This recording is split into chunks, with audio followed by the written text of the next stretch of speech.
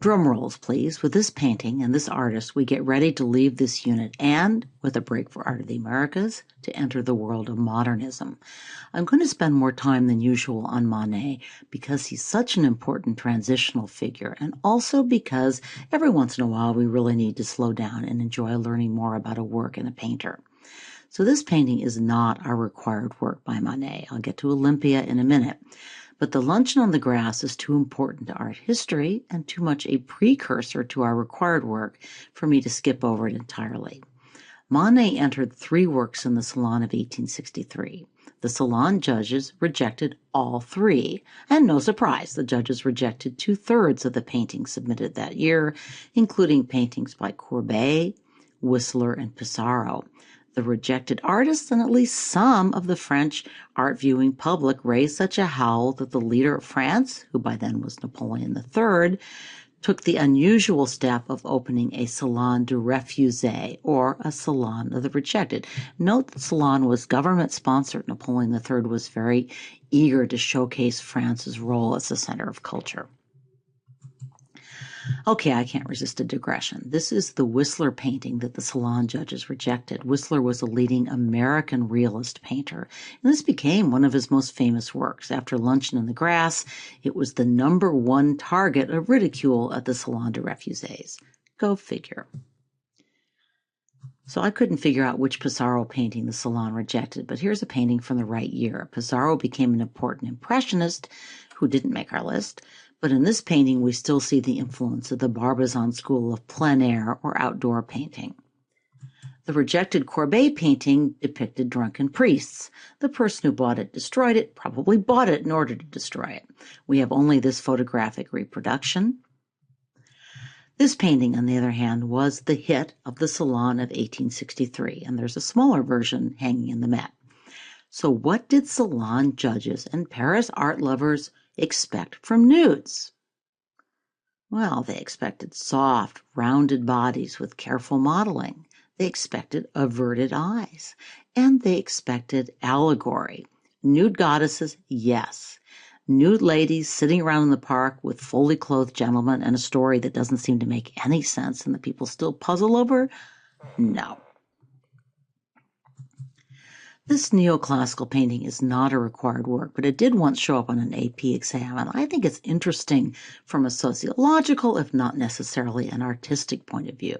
The Queen of England, that was George III's wife, had dispatched a German painter to Florence to paint the gallery, which was a precursor to art museums.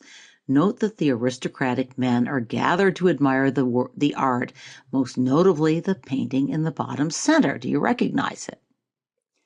That's Titian's Venus of Urbino, right? Here, women are definitely objects of observation and desire. They're subjects of painting, but they are not shown as painters or even, like the men pictured, as art connoisseurs. Feminist art critics often refer to what we see here as the male gaze, and we'll talk about this more in our last unit. So it's hard to blame Manet for refusing to imitate the 19th century equivalent of a penthouse centerfold, but he was heavily influenced by earlier renditions of nudes, including Titian's. Here we see nudes cavorting with men in modern dress. This was modern for 1510. But they're nymphs, so it's okay, right? And they sure don't look us in the eye. The woman who served as Manet's model for the nude with the forthright stare was also his model for our required work Olympia, so let's learn a little bit about her.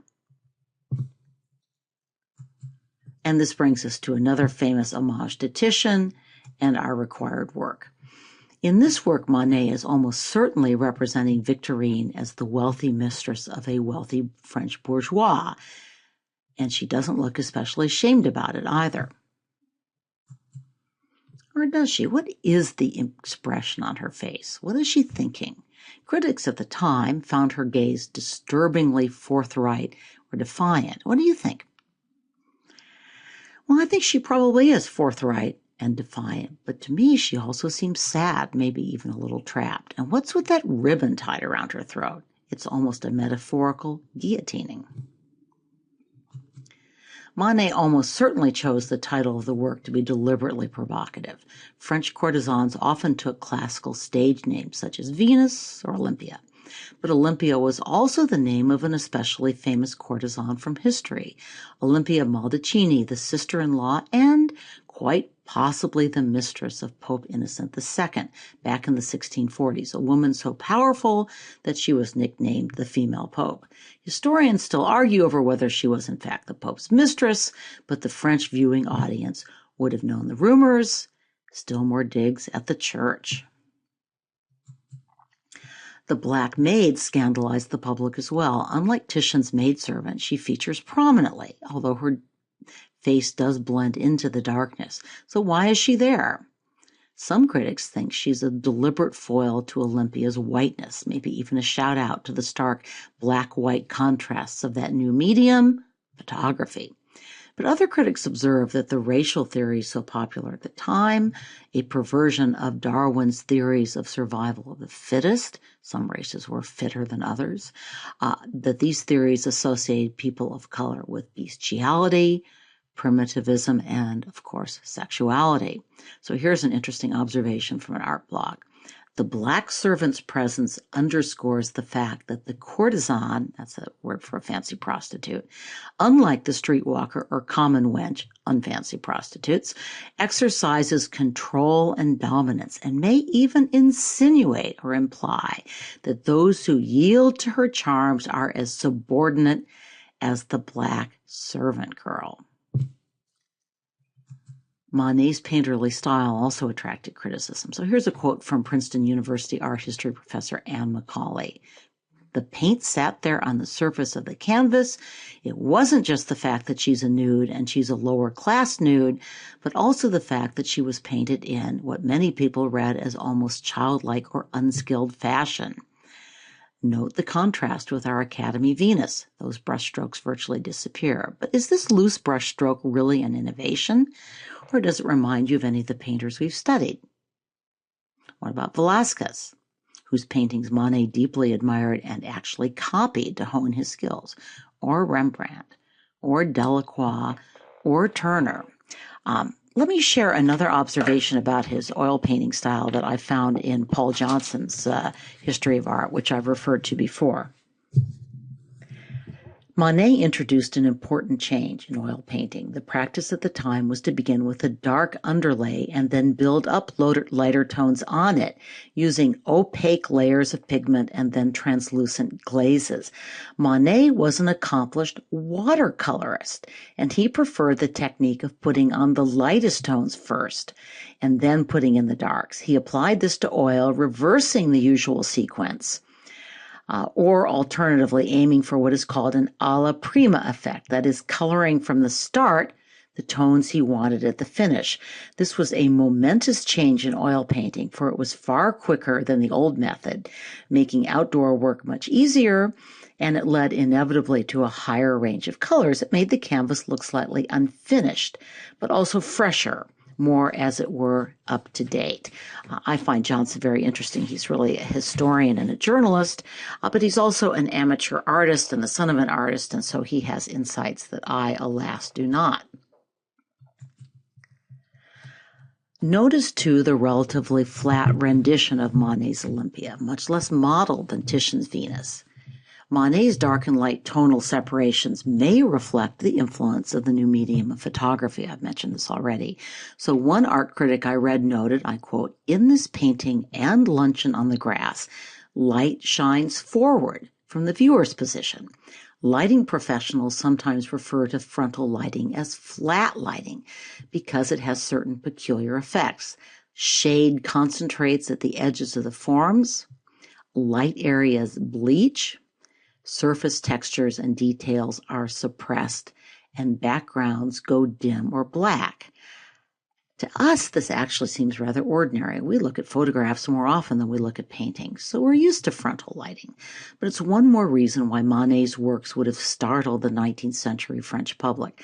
Now, I came across this late 19th century photo of a Hausa woman from what is now South Africa when I was Googling Manet Olympia photography.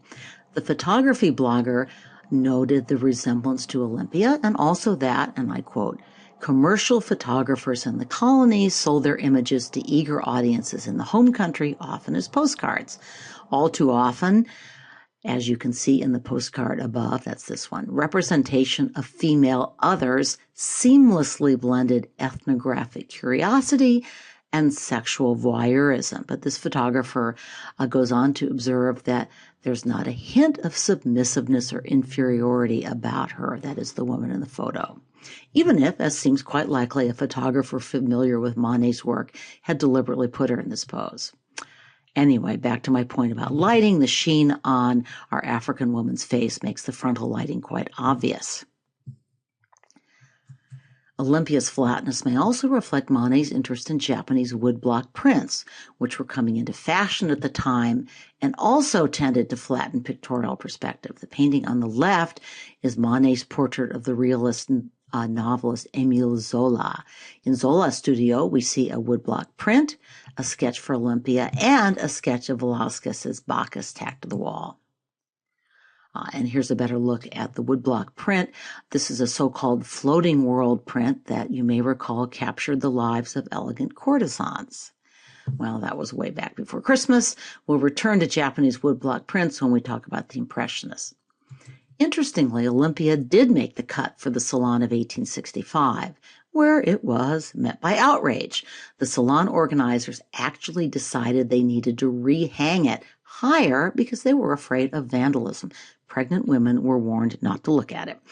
And the painting was not, as you can tell, well received. One critic at the time described Olympia as, quote, a courtesan with dirty hands, wrinkled feet with the livid tint of a cadaver displayed at the morgue.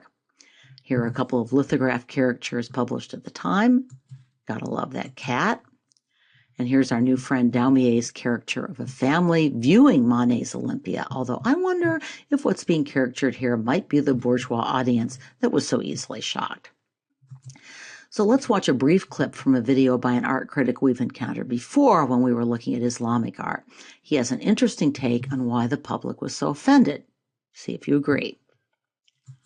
I'll close with another famous Manet painting and another commentary on gender roles in 19th century France. Manet shows us a beautiful young barmaid arrayed with all the other items that are for sale to the prosperous men of the French upper middle class.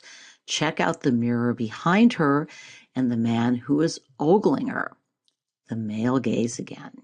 So, we've come a long way in this unit from Fragonard's adulterous aristocrat on the swing, or have we?